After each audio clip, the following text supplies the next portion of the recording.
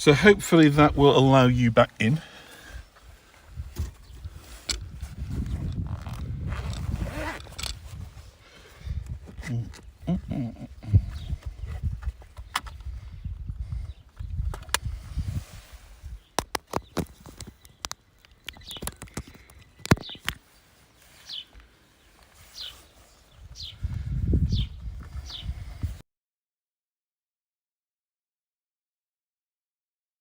Aha.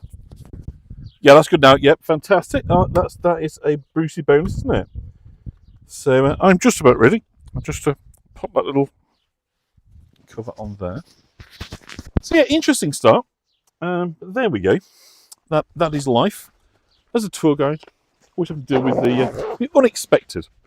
So today is no exception to that. But hopefully we'll have a nice signal. And I'm guessing that the sea is down here. So we will go and find the sea. And we're going to have a natter because obviously I haven't researched Raven Sky, no intention of coming here. But nonetheless, I will do what I can to inform you of the surrounding area. So just let me. Can you hear me? Okay. How's Humphrey? Humphrey is not much changed. I mean, Humphrey's a lot better, but in and of himself, he's kind of whingy and annoyed because he wants to just go out and play ball and do things, and we can't. And so it's actually a really, really tough time at the minute because he's just bouncing around everywhere. We're terrified he's going to hurt himself, and he can't understand, thinks he's being punished. So these are the really hard weeks of recuperation because you just can't explain to a dog why it needs to rest when all the dog wants to do is go out and have fun and so forth. So I'm not going to lie to you, this is a tough part of his rehabilitation, but it's necessary and it'll be worth it, I'm sure, when we get there. But I'm not going to lie, it is awful. Not awful, that's the wrong word. It's a challenge, should we put it that way. So I can see a sign over here for a public footpath. So I'm going to have a little punt and say that this should take us down to the water's edge. And if it doesn't, we'll jolly well walk back up.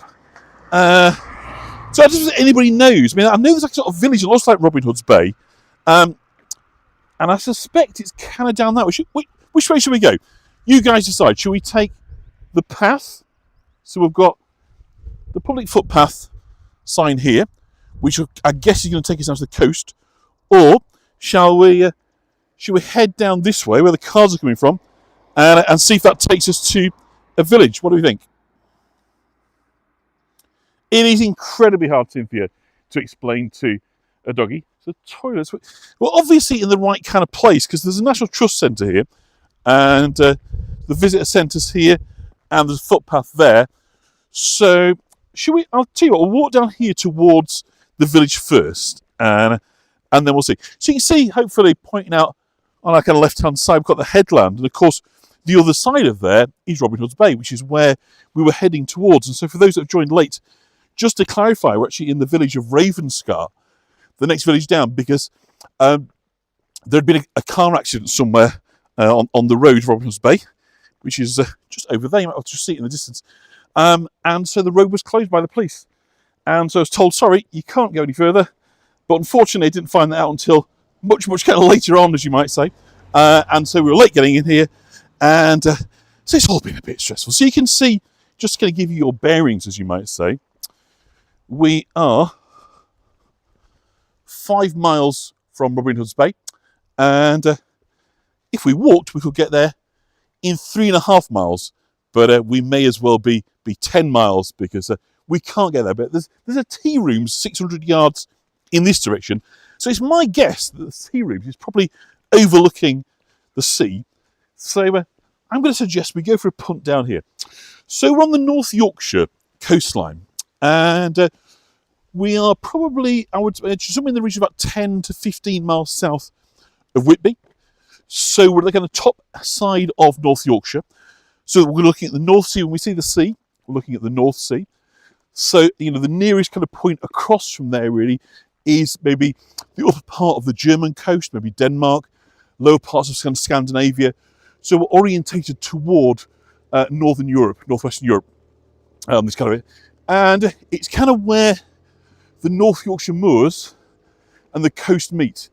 So you've kind of got an environment, communities that historically have been a mix between the what's that?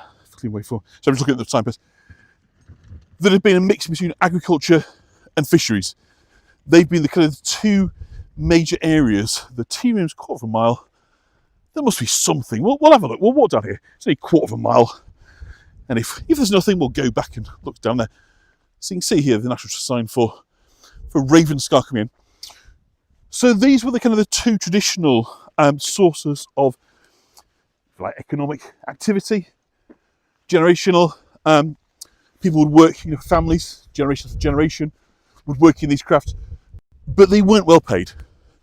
So whilst, of course, these areas are very beautiful, they were characterised by high levels of rural deprivation and poverty. And of course, before the arrival of roads, before them railways, they were, of course, incredibly cut off and isolated. You kind of imagine you're living in one of these communities 100, 150 years ago, the winters would set in, and in effect you would be there without really able to leave your village or the nearby surroundings for many months of the year. You get a sense of, as you kind of pan around from here, Ravenscar looked at it and goes, yeah, it's just too far for me to walk really, unfortunately, about 3 miles. I haven't got that long on the tour, and I'd have to then walk back 3 miles as well, so it'd make it a very, very long, kind of late getting back, as you might say. So can anybody sort of see from the map what's kind of down this way? Am I walking towards or I'm walking away from a settlement? I genuinely don't know. So we're on a kind of magical mystery tour of discovery. But that's what happens on impromptu tours. So as I say, the people that would have lived here for generation after generation, settling in very, very kind of tough, austere lives, as you might say. You can see over here, we've got some cattle. That's a fantastic, it says Aberdeen Angus, actually. I'll try and get you a close-up of the cattle if we get a gate here, because that is an absolutely wonderful specimen. But it often surprises people, kind of think sort of coastal as being very much still colony at the bottom of the cliffs. Oh, fantastic. So I don't know which way, I mean, I can see the seas over there, but I sort of over here as well, because I think we're sort of stuck out on a headland, as you might say. So what I'm hoping is that when we get to the top of this, it'll be clear and there'll be a way down to the seafront. If not, we'll head back. But I have an idea it's this way. This is what my gut is telling me. But my gut has been wrong. And yes, wouldn't it be fantastic if we see some seals? But it looks, as I say, I don't know how well you can sort of differentiate there between, can you see the line of the sea and the sky? So obviously there's got a sea going all over that side, but I've got some over this side as well, which suggests to me at the very least that at worst, we just kind of hang a left and we can walk down to the sea that way. But I get the sense we're on some kind of headland. But I've been wrong before. And am I heading south? I've absolutely no idea, Lizzie. I'm heading in the direction that it's taking me. I've got no map. I've got no compass. I've got no idea. So that is, isn't it a fantastic specimen, that? I don't know how well you can see that. But that is an absolutely wonderful animal. And just up here thinking, what is this man going on about? Just leave us alone. Living in peace. You ought to be able to have a bit of peace, didn't you? When this is your kind of, your neighbourhood. And not have some bloke whittering on into a microphone. And absolutely adventure together. You know, this is the most excitement we've had since we set foot on Ilkley Moor. And we didn't know how that one was going to turn out either. So he's got 5 legs. He's a big lad. Yes, I think he's there, you know, between females. I suspect that he's a popular chap with the ladies. And I'm happy to go wherever you want to, John, see what there is. So it's an adventure. Absolutely. Absolutely. Well, I'm kind of sticking to the road. So I'm kind of hoping that in doing so. But of course, what kind of characterises these areas, these high hedgerows, which are obviously very much designed to keep the livestock in and to sort of differentiate and delineate, to create sort of spaces and contain fields. But what it does make it rather difficult for us to kind of peep over the edges, as you might say, and get what we could do. I could do with my drone here, that'd be perfect. I could just chuck the drone up. We could have a look what was kind of in all directions and work out where to go. But in the absence of that, good old-fashioned trial and error, I believe, is going to be the order of the day. But it's hard to believe that there's a tea rooms just at the end of a lane somewhere. It seems to be for tea rooms. Generally speaking, you can have a view. You can have a view. Just like that view around here is going to be of the water, of the sea. And so my gut feel is that view is going to take us where we want to be.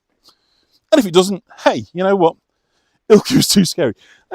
Yeah, I must admit, towards the end, I was getting a little bit stressed by it because it was the thing with the Ilkley was, it was for this didn't go, by the way. I went to Ilkley Moor, took the wrong path. Is that any better?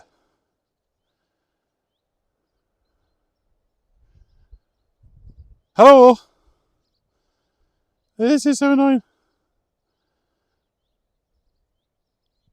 I'm here. Can anybody see or hear me? Yes! It's so annoying.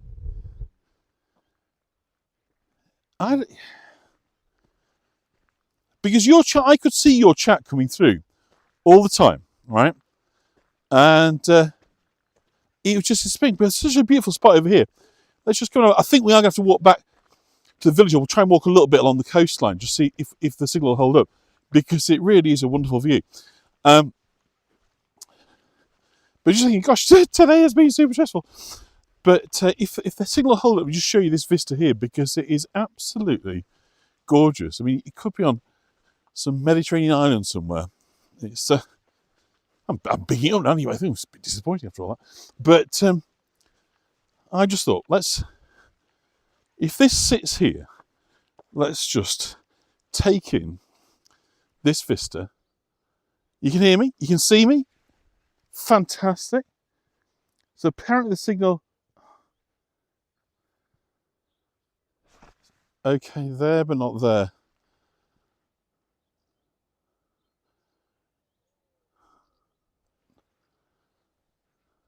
No, that's about as close as I can get you. The signal just keeps dying. What a shame. What a shame. Let's just try. It's really annoying because I want to take you to that bench just there, right?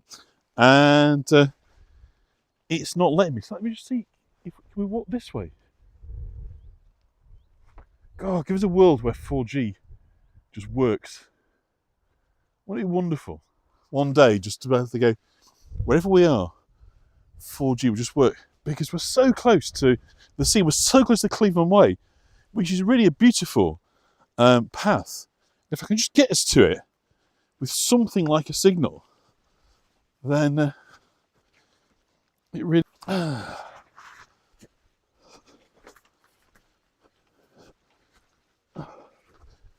So I think we've now got, that looks like it might be something. I think I'm not alone, absolutely. I know that I try to get you closer. This is what's just frustrating the heck out of me.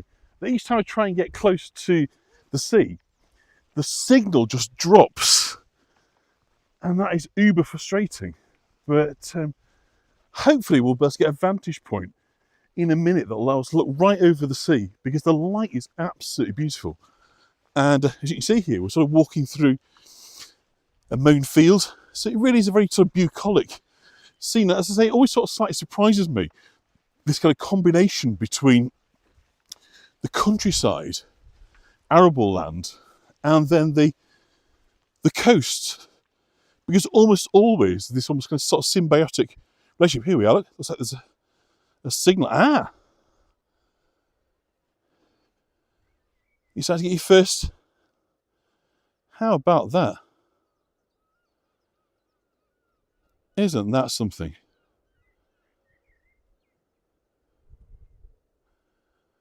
The light on that headland is absolutely beautiful.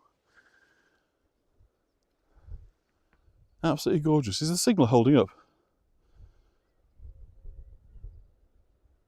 I mean, how quiet? There's literally nobody else here. We are absolutely alone. Looking out, and look, it's like a mill pond. See? Huh? You see, there's almost no movement, look, on the sea. There isn't any boats. There's nothing, as far as you can see. No, I'm okay. I'm probably a good sort of couple of feet away. I guess, once this sort of fern starts here, that it'll start to get precipitous. So I won't want to fall because there'll be nobody to kind of come near me. But isn't that fabulous? So I think what we'll do is we'll walk down a little bit further on and see if we can get a kind of another shot, because I think it is like a painting. It's absolutely beautiful. And it really, it's quite redolent, really, of the West Coast, because for those that don't kind of know the British Isles quite so well, the West Coast, we're on the East Coast here, is a good deal more craggy, as you might say, very dramatic. So, Cornwall, the Welsh coast, of course, obviously Scotland and so forth. Harder stone, granite. There tend to be softer stones on this side, so you got a lot more erosion. So things can be sort of softer and smoother.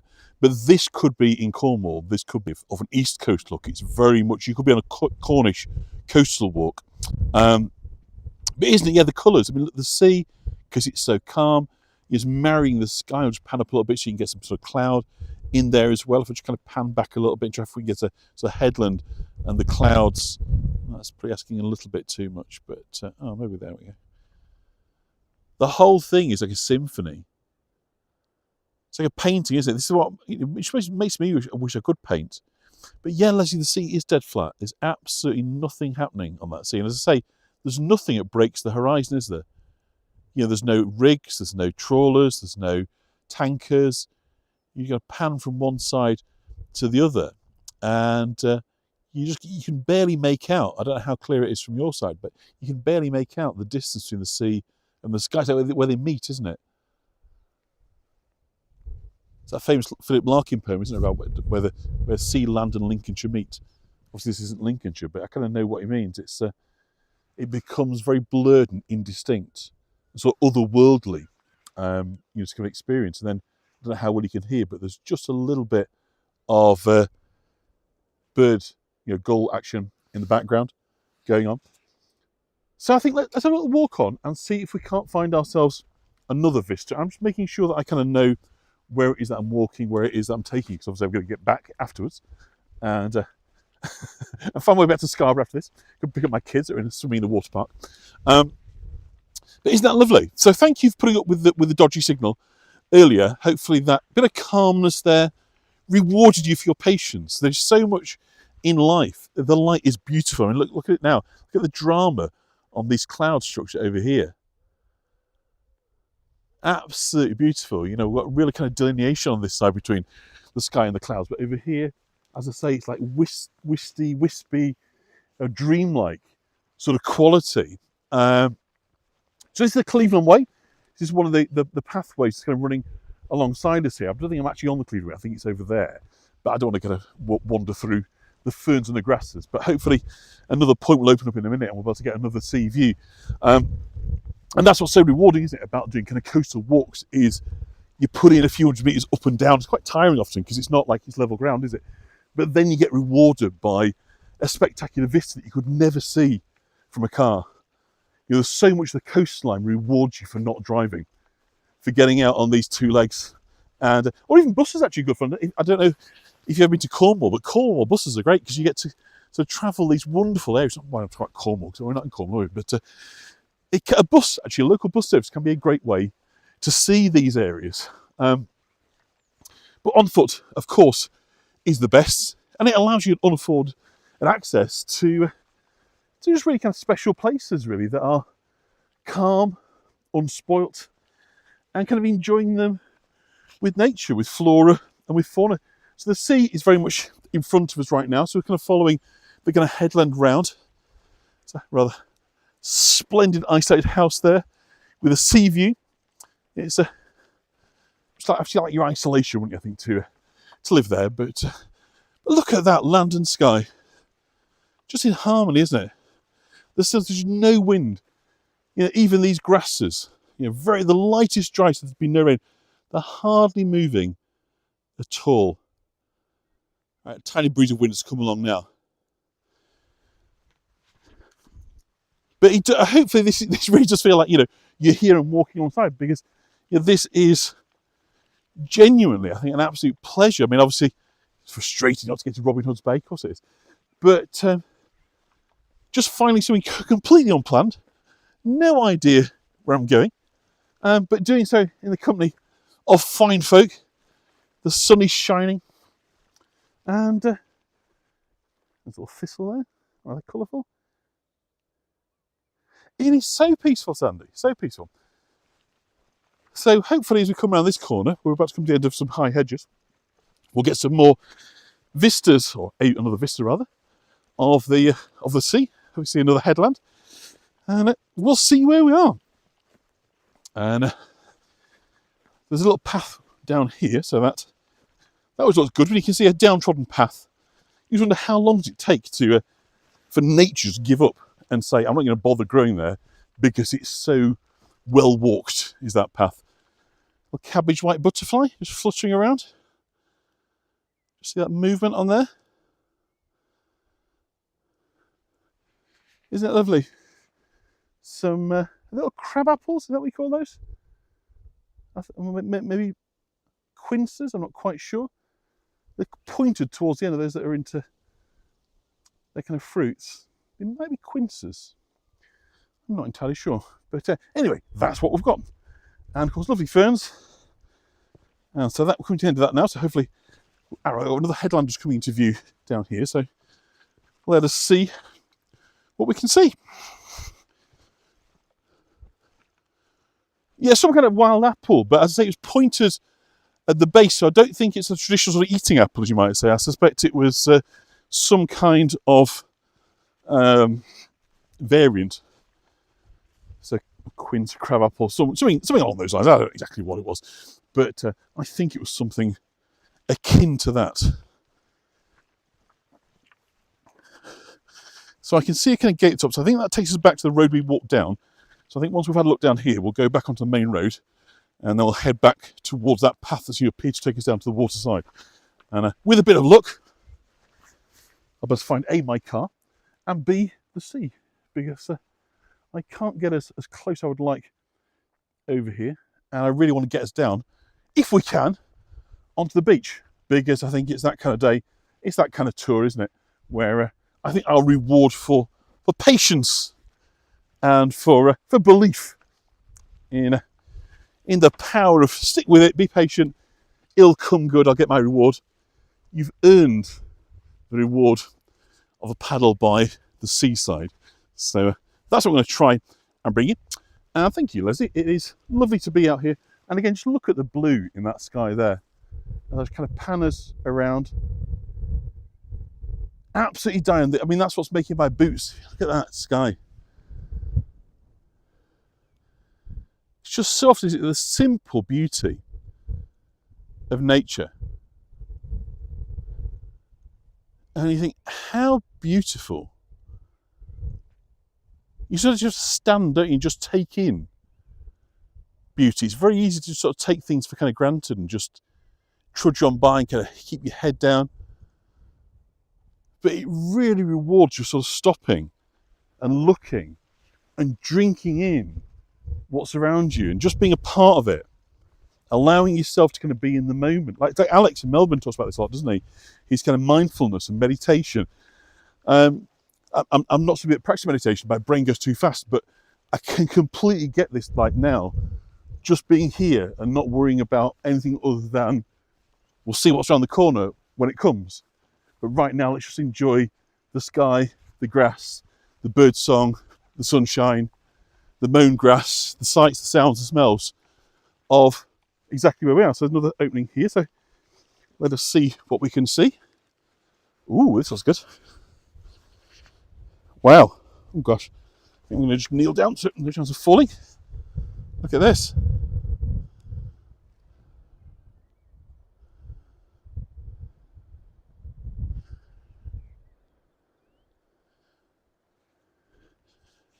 So can you see how still that is down there? I mean, even by there, look, you see by the stones at the bottom, there's almost no white water. It is just... I'm okay, I'm kneeling down, Liz, so there's no chance that I can slip. So there's a slope in front of me, so I can't fall forward. And I've actually got my foot resting on a stone so I can't slip either way.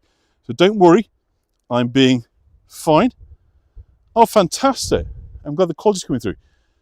But isn't that just landscape? For those of you who don't live near the coast, haven't been for a while, it just connects with us, doesn't it?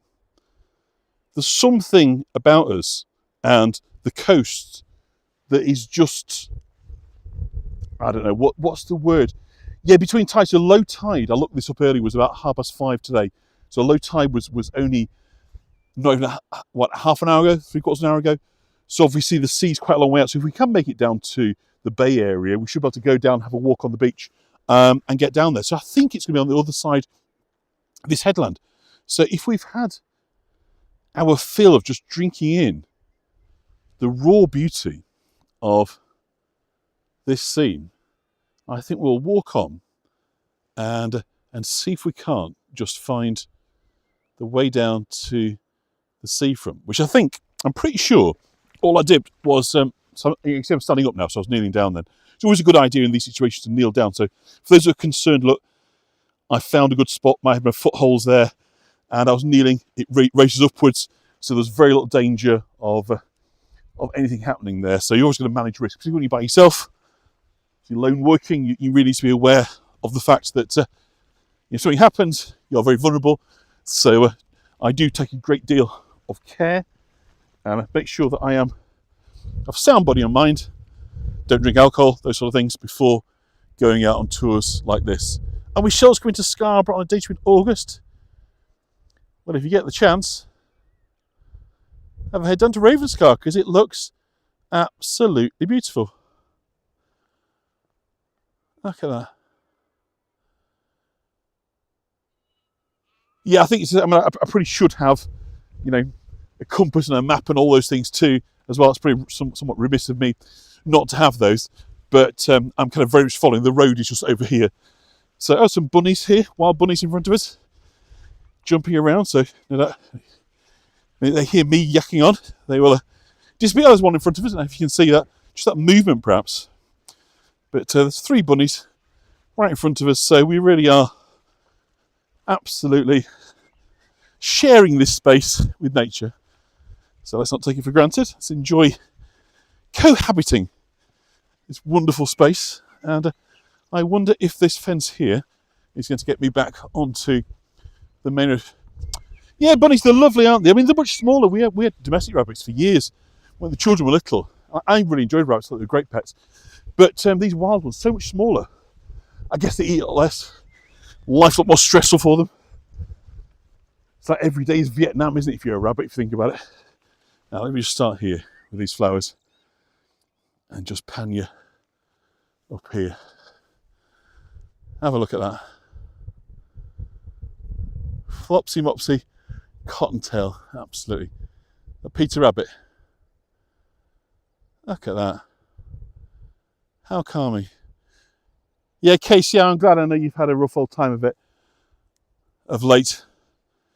Something of the eternal here, hopefully, to remind us that these scenes, these places, created the dawn of time, but then shaped like humans by experiences, by weather, by erosion, but always ultimately sort of representing this connection of land and sea. The last of us, isn't it, in the beginning of the sea. Red clover, thank you. It's just vast, isn't it? The sea. And actually I can now see a trawler right over there, and if you can see it, right on the horizon. Little white dot, must be a trawler. And so that's the first thing I've seen, if you like, disturbing the sea from here. So Robin Hood's Bay is over there in the distance, too far for us to get to on this tour. But if we can get down to the sea, we'll do that. As I say, still incredibly calm. So if we get back onto the main road, which we're heading up to now, there was a path a few minutes back which led down to the water. So we will go down there. But hasn't this been lovely, this stretch down here? Here we are, it's on the Cleveland Way, one of the kind of national park walkways. So That's you see here, we're in the North Yorkshire Moors National Park, and the acorn represents the Cleveland Way. So when you see the acorn sign, that means you're on the Cleveland Way. So let's walk back up to the main road. Yeah, happy accident. I mean, this is it, isn't it? Is you know, so much of life. We set out with plans, don't we? To say we're going to do this, we're going to achieve that, we want to do this, we want to be that, and reality kicks in, and it doesn't always kind of coincide, does it? So sometimes, you know, we just need to be a little bit more kind of relaxed about just going with the flow a little bit. I think it's kind of good for us. It teaches us kind of resilience, doesn't it, to be able to accept, you know, adversity and setbacks, but that in what apparently appear to be setbacks, you can then find rewards too. What's that thing? Every cloud has a silver lining. Well, those coastal views were silver lining. I had no plans whatsoever to be here on this tour, and half an hour ago, I was stressed to the max. Not half an hour ago, an hour ago, thinking what I'm going to do, where am I going to go. You know, they're going to be so chewed off with me. Well, I knew you wouldn't be horrible about it, but I knew you'd be disappointed because obviously Robbie Hood's Bay, very special kind of place you'd want to go to. So to now be in a position where everybody's chilled, we enjoy it. Let's have a look at the sheep. Cloud formations, look at that. Isn't that peaceful? Again, for the livestock, what a lovely place to be. So we are on the edge, as I say, of the North Yorkshire Moors National Park up here. It's where the kind of park meets the coast. So part of the national park is the coastline. So we think of the moors as being sort of moorland, obviously very barren, sparse, heather, gorse, those sort of things, which certainly is true, certainly in the areas above Goathland, above Whitby, on the kind of Pickering roads. But here, it's a lot softer landscape, more undulating, much more inclined toward arable farming, rather because, you know, there appears to be decent drainage. The grass is always a good sign. You can tell when it's sort of into moorland because you sort of scrub. You know, unless they're ultra hardy, plants can't subsist because they can't get watered down. There's too much rock near the surface. They can't place the roots and so forth. So it becomes very difficult for only the sort of toughest can survive. But up here, as you can see, we've kind of got grasslands and so forth. So all together. Now Goathland, Catherine mentioned Goathland. So if anybody's seen the TV show Heartbeat, a rather kind of nostalgic, bit like James Herriot and the Vets thing, but about a country policeman, and if anybody's familiar with it. So set in the 1960s, the 1970s, where even the baddies are, for the most part, lovable rogues rather than out-and-out villains. And so it's this sort of the adventures, the misadventures, the coming of age of a young, naive, green behind the ears policeman, classic fish out of water, not from that area, so planted into it. Yeah, this kind of conventional story arc, but shot all in Goathland. Really pretty place, really kind of picturesque Goathland. So that is definitely somewhere that is well worth a trip. I've been there once passing through. I didn't get a chance to do signal testing, but just glancing at 4G, it looked okay. So perhaps next time I go to Whitby, I'll try and get there early enough to go do a signal test over Goathland, because it is absolutely beautiful. And a lovely steam railway runs right the way through the midst of it, which is absolutely delightful. So tea rooms, public footpath. So this is the way that we walked. So let's walk back this way, and we'll then follow the path down, hopefully to the sea, if we can find our way down. If not, we'll find something else. Is there a path down to the sea here? I think so, but I'm not sure. Just on the right hand side, yeah? That's what I mean, yeah. Thank you very much. Nice people. So friendly in Yorkshire. So look at the quality of the light now, isn't it absolutely magnificent? Nick Berry, that's right, Nick Berry. I couldn't think for a minute he'd been in EastEnders, hadn't he? And he kind of went off, and that was his kind of starring vehicle. So yeah, Nick Berry, that's the name of the chap. So it's lovely. He's It's unashamedly nostalgic. It's not very challenging TV.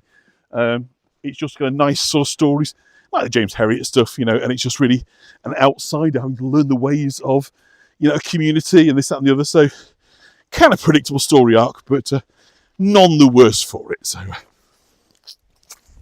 let's have a little wander down here, because I think that this is now going to take us, if it'll allow us to do so. Yay, I've just seen my car, so it's always good to know where your car is. Road. And please don't, no sandy beach below this path. Very steep in particular. Strong footwear. Okay, we're not bothered about sandy beach, are we? Rocky beach will be fine. Let's go and have a look. So somebody went as a child. Yeah, the train in Catherine. Yeah, so there's the North Yorkshire Moors Steam Railway.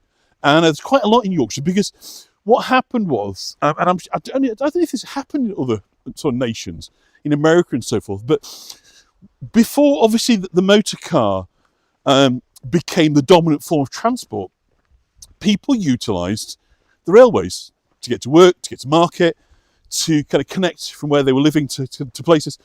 And so consequently, there was always demand for trains. And so every little village, every hamlet would have a train station. It might be a request stop, wouldn't necessarily routinely stop there, but you could request it to stop there. At least you put your hand out for a train, or ask it to stop. And so every single nook and cranny of this island had railways until, now somebody correct me, Dr. Beeching, is it late 50s, early 1960s? You're a knowledgeable lot, so somebody will know on here. And so all these railways, they were sort of faced with an upgrade, because they'd all been steam trains, obviously coal driven, and increasingly diesel was coming, taking over. Diesel was going to be the future, faster, more powerful trains and all this, that and the other, cheaper to run, no doubt, as well.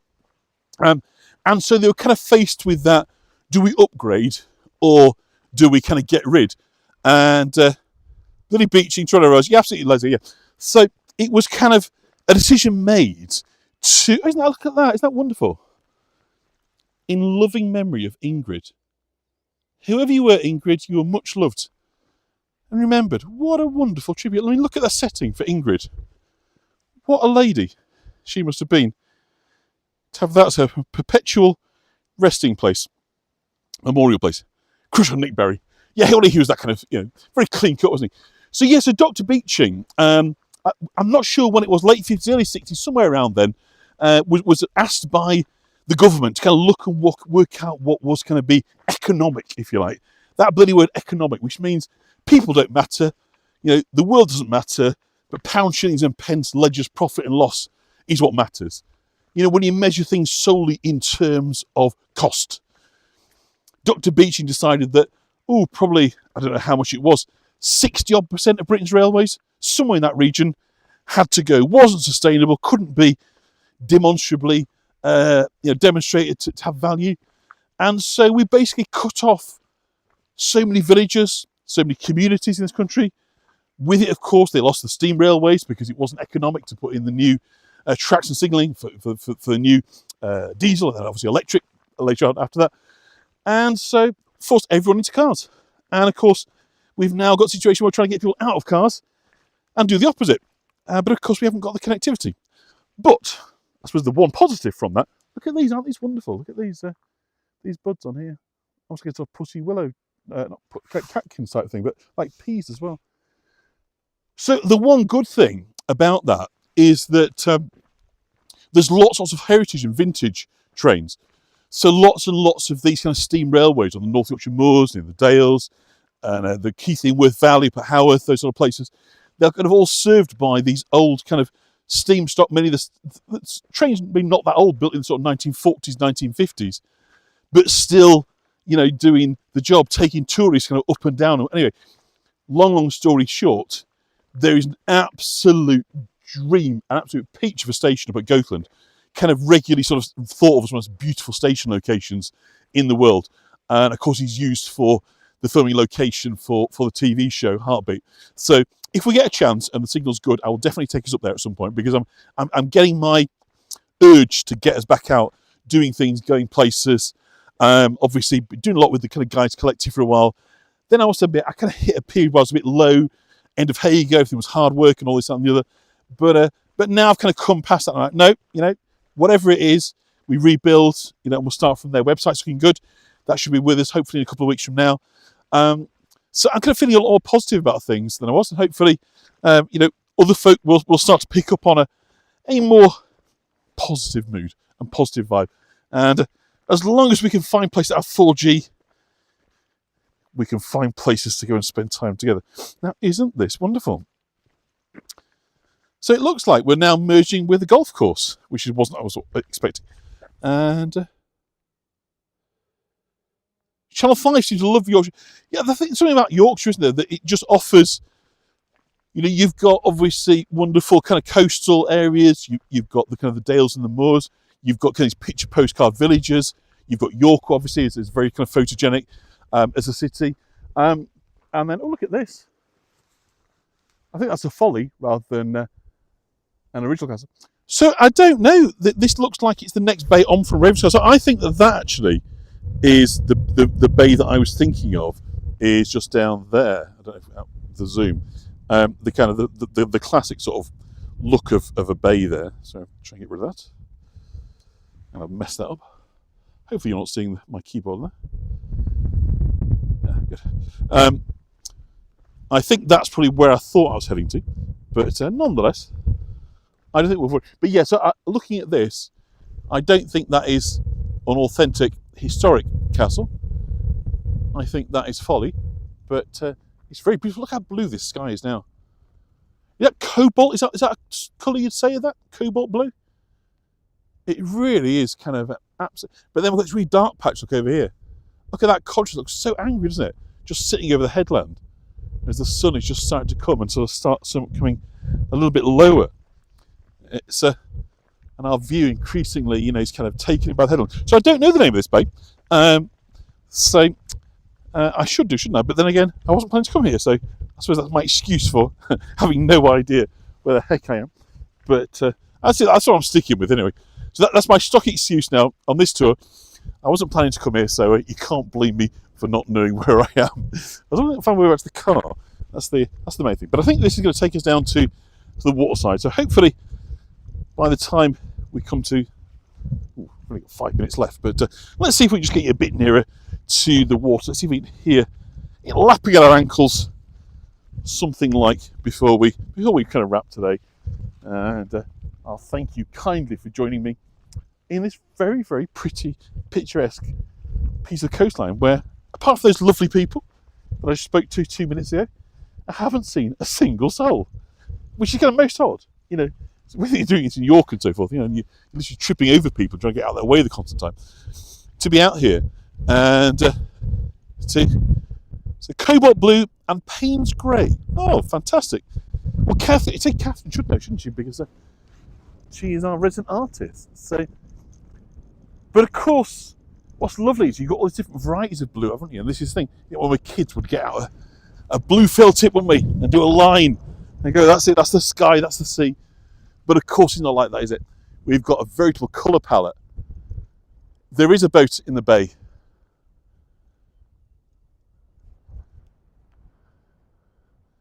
Just going to spot a rain, so that may be signalling. We'll see how we go. So I'm going to try and get as close to the water as we can before we wrap. Rose, in terms of where we are, I mean, we're near Robin Hood's Bay, but we couldn't get there because there'd been a road accident. The police had closed the road. Unfortunately, it's been a kind of one-horse town insofar as there's only one road in, one road out. So there was no real other way of going other than taking sort of 15-mile detour. So consequently, I just hopped in the car and came down to the next sort of point on the journey, as you might say, on the basis that would enable us to at least take in the coast, the sea, the outdoors. The rain started to come down now. It's slightly concerning. All right for another minute, but if it comes out much heavier, I am going to shut off because I don't want to kind of damage kit, because that obviously then can take quite a while to dry out, and there's kind of cost appreciations that go with that. So I'm sure you understand if I cut off, but it's okay just for now. If it stays at this, we can live with it. But isn't it wonderful just to have this calmness and this peace just over the water? It is so still. It's hard to believe this is the North Sea. It really is. There's nothing named between Ravenscar and Robinson's Bay. I certainly haven't heard of it. No, I think it's all just kind of the outer part of kind of Ravenscar, but there may well be another name. There's a headland just here, so I think to wrap up today, we're about on time with the rain's coming down. I don't want to damage it further. Hello there. We'll just walk out to the end of this headland and give us our parting shots. So I'm just saying I hadn't seen anybody apart from one person earlier on this tour, so no, I think if the rain gets too wet on my kit, but we can get right to the bottom, can we? I think we'll view it from the top because we're about on time. Thank you so much. The tide's coming in, yeah. So let's just go down. Look at this beautiful here. Look at that. Isn't that gorgeous? Do the tides cause the situation? Yes, almost certainly. You know, it's the wind and the tides are responsible for the kind of creation that they leave. Raven Scar, a great name to it, a scar, because it quite literally is scarring the landscape. It is shaping the landscape. It's a continually evolving pattern, and obviously in some parts of the east coast, particularly in East Anglia, Eastern England, you know, a lot of it is falling into the sea. It is very much, year by year, we're seeing collapses. But over here, it's a bit more robust. Actually, a few years ago, a big chunk did fall into the sea at Scarborough, and a hotel fell into the sea with it. So it's not to say that this coast is immune from that form of erosion, but nonetheless, it's a little bit more robust than some parts of the east coast. The eastern side of England is gradually falling into the sea. In East Anglia, much of it was very low, was reclaimed. So it's been kind of been drained to allow kind of farming. And as the seawater goes back up and erosion kind of comes down, sea and land are meeting now a lot closer than they used to. But we're just about another sort of 20 minutes now to the end of this headland, which I think we're going to finish up. We're going to do a nice panorama from the headland. The rain's coming down. We've been on an hour, so I think we're going to wrap it here, but not before I'm going to try and give you sort of 360 of where we are. Thank you for your kindness, your tolerance, your patience, and reward you with, you see the rain's coming in now, South Cheek, interestingly. Right the way around. Again, you can just see the stillness. Thank you, Lynn. Absolute delight to be with you. And it's great, actually, that for the most part, once we got out of that sticky bit, the 4G has behaved itself, which has been great, because obviously I had no idea. Certainly come testing down here, so I had no idea what to expect in terms of the signal. But so now I know it's here and that this bit works down here. Let's come again. But next time I'll start this end and we'll go right the way down. I think we'll walk right the way down on the seafront and come to the top. How does that sound? Isn't that lovely? Yeah, live. Thank you. Yeah, thank you for noticing. I mean, you know, there's been a lot of at home stuff. I know as people have been getting together and working out kind of what the future looks like and trying to use up, kind of old material that they've got used for the first time round. But ultimately, live is what we're about, isn't it? So we want live. It's the campaign for live is back. So great geology, yeah, absolutely. So thank you so much. Oh, at least lovely. I'm glad that it's been back for a while, and I'm sure as a true Scot you'll recognise the similarity being so much of your beautiful homeland and what we have here. We are, despite our cultural differences, mostly one island, at least from a geological perspective. But you can see here it's very much still at a kind of low tide. These kind of mud flats down here would be very much filled up at high tide. So now would be a good time for those who are into rock pooling. It is especially good.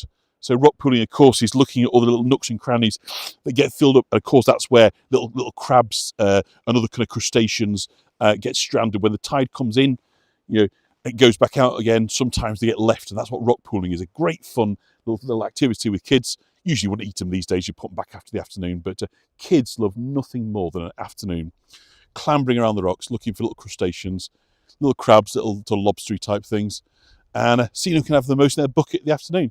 Free entertainment, outdoors, kids, seaside, beach, rock pools, what's not to love?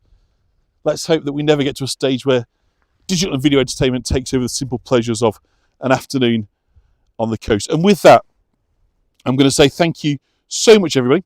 I have absolutely been delighted to spend time. Yeah, Laurie, we're working on it. We're working on the live. It's going to take a while, and we need to get Guide back. And to my mind, and don't say I said so. Too many have just made it difficult by going through their own thing and not making it easy to find stuff. But that's their choice. But there's always a home for them in what we're trying to create, which is one space for everybody.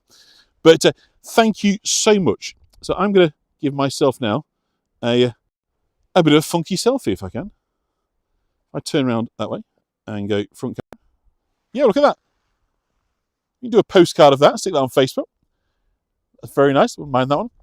So thank you, everybody. Sorry I say Robinhood's Bay, but these things happen, and that's live. That's the flip side of live. Yeah, the beauty of that home is you control everything. Beautiful signal, all VT queued up, this, that, and the other. You know what's going to happen. Live, anything can happen. Sometimes the signal's good, sometimes it's lousy. Sometimes you get where you want to go, sometimes you can't. But in my mind, if you just go, okay, can't do that, what can we do? There's almost always an adventure to be had. And that to me is the joy of live and the joy of doing it together, virtually together. So thank you, everybody. I'm going to head back to my car now, go and pick up my kids who've been having fun at the water park, and go and get some fish and chips before we head back to York for Leave. So thank you, everybody. It's been lovely to see you all again, and hope to see you all very, very soon. So thank you. Bye-bye. The joy of life, yeah, absolutely.